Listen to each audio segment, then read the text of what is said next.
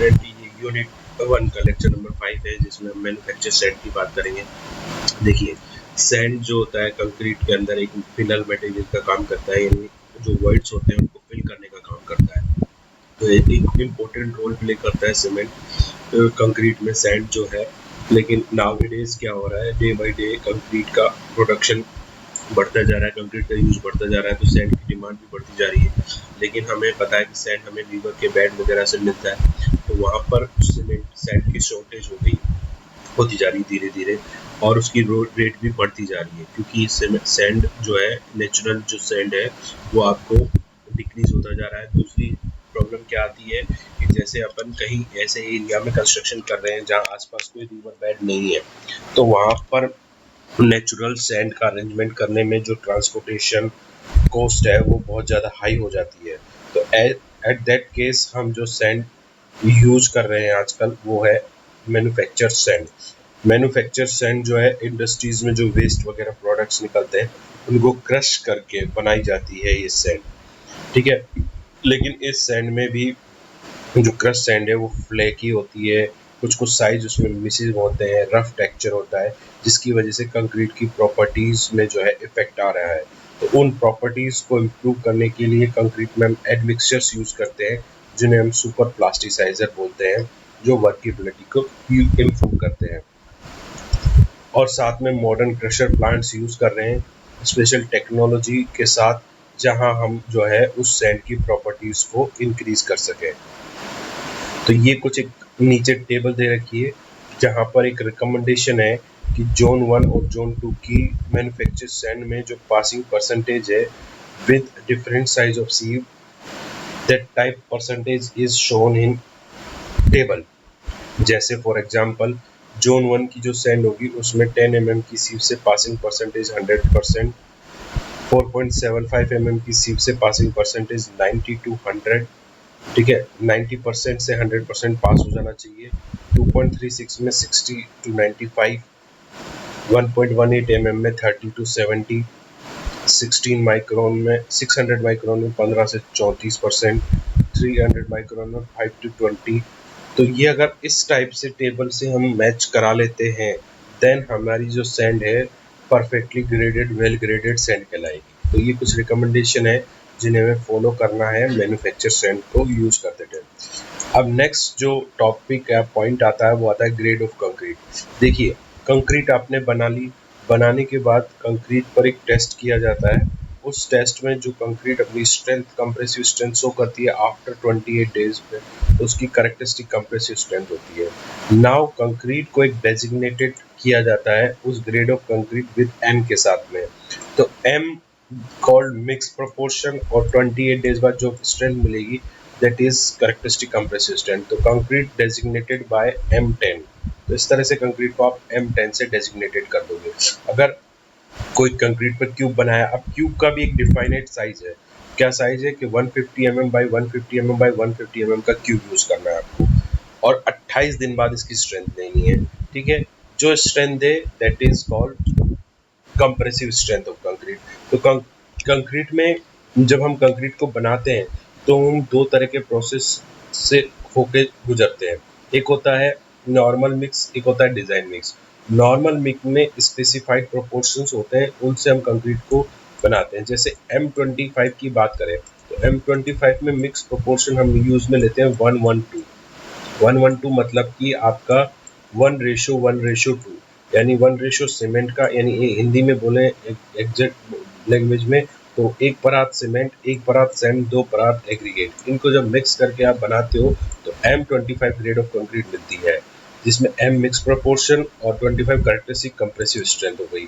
इसी तरह से जब आप 1:1.5:3 की कंक्रीट बनाते हो, that concrete is called M20 grade of concrete, ठीक है।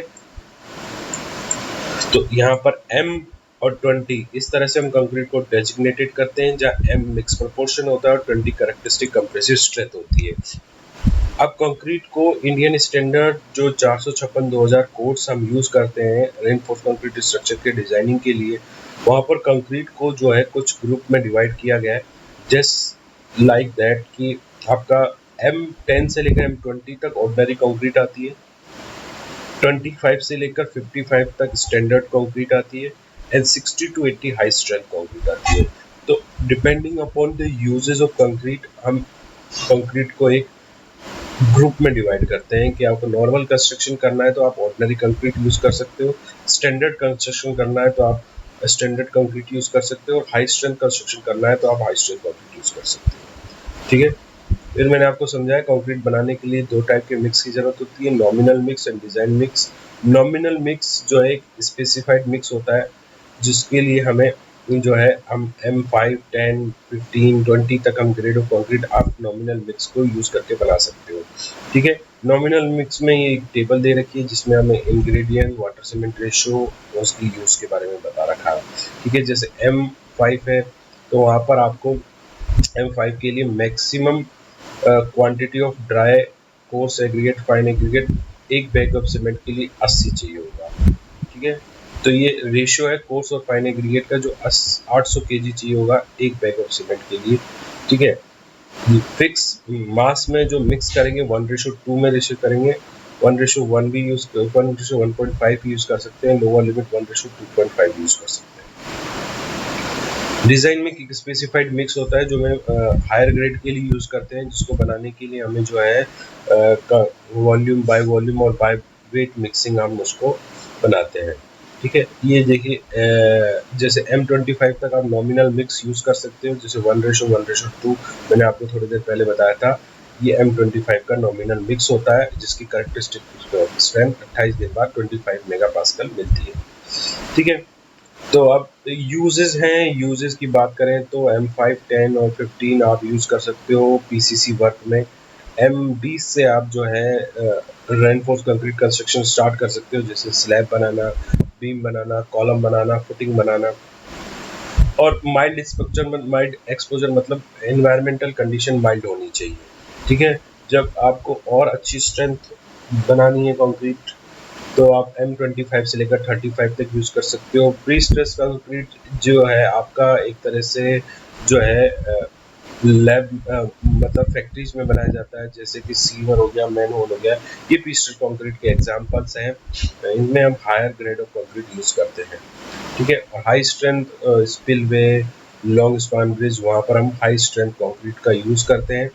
हाई स्ट्रेंथ कंक्रीट में हमने आपको समझाया कि M60 से लेकर M80 तक यूज में लिया जाता है, M25 से लेकर M55 में आपका जो है स्टैंडर्ड कंक्रीट काम आता है।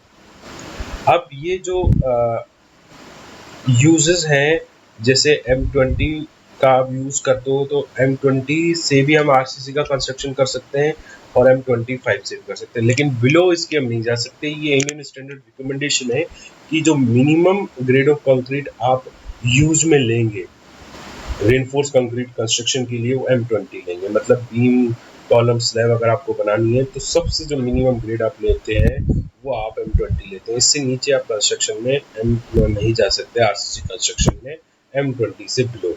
ठीक है, M5, 10 और 15 अपन प्लेन सीमेंट कंक्रीट, जिसमें अपन स्टील नहीं डालते, उसको बोलते हैं प्लेन सीमेंट कंक्रीट, वहाँ यूज में लेते हैं। जैसे कि फुटिंग का बेड बिछाना हो, आपको लेवलिंग करनी हो, और अगर आपकी हाई स्टोरेज बिल्डिंग है, जैसे 1 स्टोरी 2 स्टोरी बिल्डिंग है, तो वहाँ पर आप M20 कंक्रीट के साथ कंस्ट्रक्शन में जा सकते हैं।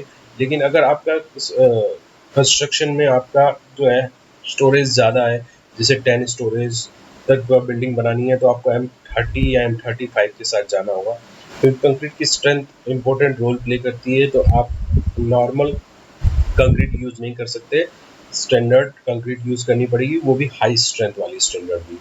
और जब प्री स्ट्रेस कंक्रीट मतलब कि सीवर के मेन होल हो गए या आपके इलेक्ट्रिसिटी पोल हो गए, तो इनको हम फैक्ट्रीज में बनाते हैं। तो फैक्ट्रीज में जब ये एक डिफाइनाइट साइज के शेप के होते हैं, ये आपके सीवर का मेन होल हो गया, चाहे आपका स्लीपर हो गया, चाहे ब्लास्ट स्लीपर हो गया, ये रेलवे में स्लीपर्स यूज करते हैं। तो वहाँ पर इनको बनाने के लिए हम एक टेक्निक यूज करते हैं जिसमें हम पहले से फोर्स प्रोवाइड कराते हैं, जिसकी वजह से हेल्प से कंक्रीट की स्ट्रेंथ हमें अच्छी मिलती है। तो लेकिन वहाँ पर हमें M40 ग्रेड ऑफ कंक्रीट से मिनिमम कंस्ट्रक्शन में यूज में लेना होता है, इससे बिलो हम नहीं ले सकते।